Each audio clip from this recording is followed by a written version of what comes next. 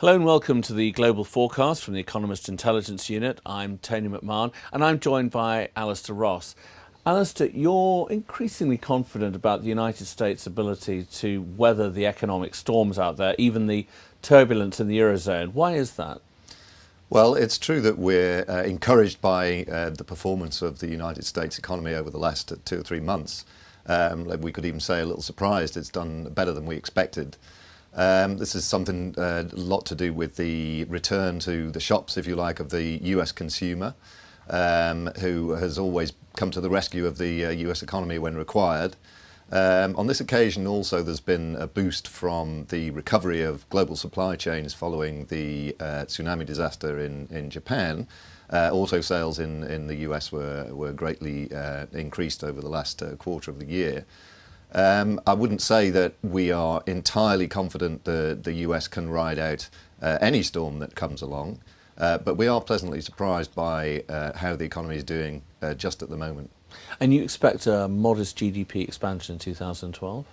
Well, we do expect a modest GDP expansion, but we've increased our forecast for the US economy by a full half a percentage point, from 1.3% to 1.8% for this year. Now, 1.8% is a modest expansion, particularly in the context of a recovery from quite a nasty recession. But a 0.5% increase in the growth rate from our previous forecast is quite a large upgrade, I would say. So again, that's encouraging from the point of view of the US economy, at least for the coming year. And the big event this year in the United States, the presidential election, is that enough to get Obama re-elected, do you think, just looking into your crystal ball?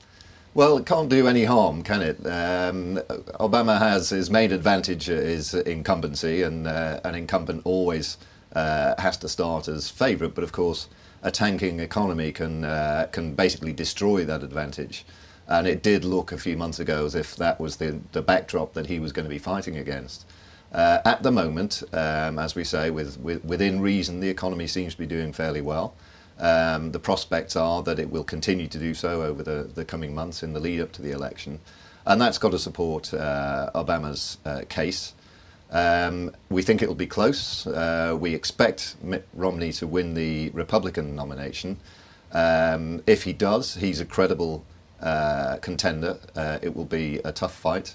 It will be a close fight, but we do expect Obama to win it as things stand. And turning to a more depressing area of the world, you still expect the Eurozone to contract this year? We do expect the Eurozone to contract. I think the positive look at the Eurozone for us is that it seems that over Christmas, Father Christmas came to Europe and left some very nice presents, because certainly when I left work for Christmas, things felt pretty bad in the Eurozone. By the time I came back, there was very much a change of sentiment, and I think that boost in sentiment is driving things at the moment in a big way. Actually, it probably wasn't just Father Christmas. The ECB had a role here.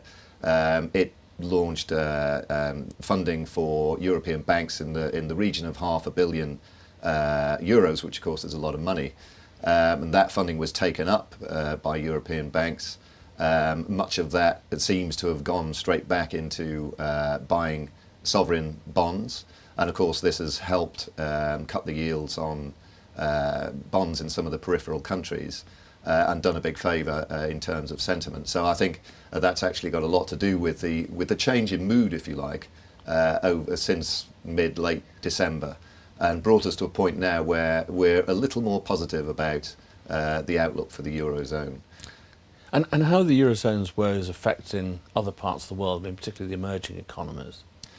Well, the emerging economies are riding the storm for the moment. There's no question that we're looking this year at something of a slowdown in the emerging world. This was always expected, and indeed most countries were targeting a slowdown. We're expecting it themselves, regardless of what happened in Europe.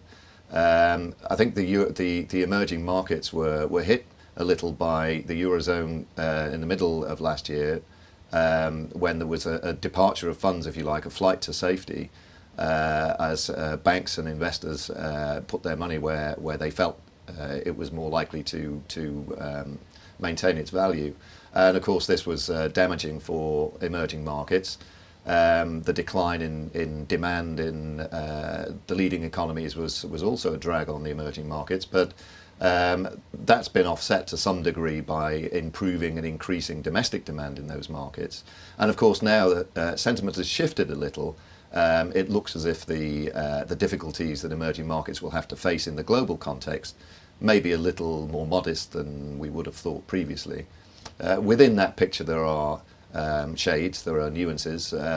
Eastern Europe in particular does look as if it's going to have a tough time, regardless of what happens in Western Europe from now on, simply because the ties are so tight in terms of financing, in terms of trade, in terms of investment. We do expect Eastern Europe to have a tough time over the coming year. But again, we're not forecasting recession for that aggregate. We do expect difficulty there. China itself, the major driver of growth in the global economy at the moment, isn't risk-free by any means. And we've been observing this inflation of an asset bubble in property in China over the past year or so. And indeed, the growth of the property sector was one of the things that allowed China to come through the slump of 2008, 2009 relatively unscathed. But that now clearly has inflated to the point where it's not sustainable, and we're beginning to see clear signs that that bubble is deflating. Now, I guess the question is whether it goes with a bang or it deflates gently with some kind of an inaudible hiss. And at the moment, we seem to be looking at the second of those. Demand in the property sector is clearly not what it was. On the other hand, the government is in a very good position fiscally to underwrite any non-performing loans that arise. It's also investing in social housing on the verges of the major urban centres, and this will offset to some degree the decline in private property values. But I do think that the property bubble in China is one of the risks in emerging markets and for the global economy as a whole that we need to keep an eye on. Well, Alasdair, thank you for that analysis. Join us again next month for more from the Global Forecast. Until then, thank you and goodbye.